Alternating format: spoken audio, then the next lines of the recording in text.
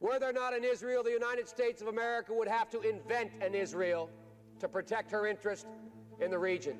If I were a Jew, I would be a Zionist. As a matter of fact, you don't have to be a Jew to be a Zionist. I have had the view for the past 24 years that the only way in which there will be peace in the Middle East is when the Arab nations know there is no division between the United States and Israel. What my record has been, it has been unstinted in the defense and support of Israel. The United States has never and will never lose our resolve.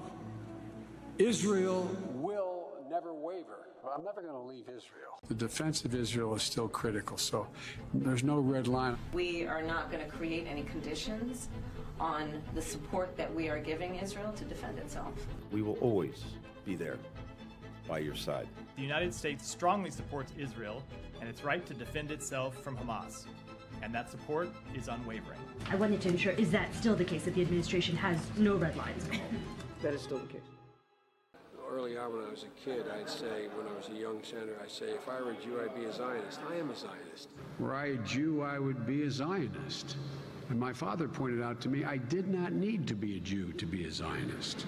You need not be a Jew to be a Zionist. I'm a Zionist. I don't think there's any senator who's ever done more fundraisers for AIPAC or gone around the country more for AIPAC. There's an infamous story about Biden's zeal for Israel told by Menachem Begin, who was the 6th Prime Minister of Israel and the former leader of the Irgun, the Zionist paramilitary group responsible for some of the most notorious massacres in the 1948 ethnic cleansing of Palestinians.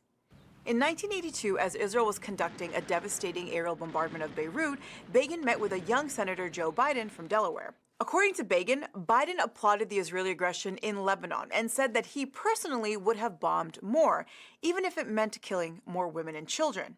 For perspective, then U.S. President Ronald Reagan would go on to call Israel's actions in Lebanon a Holocaust.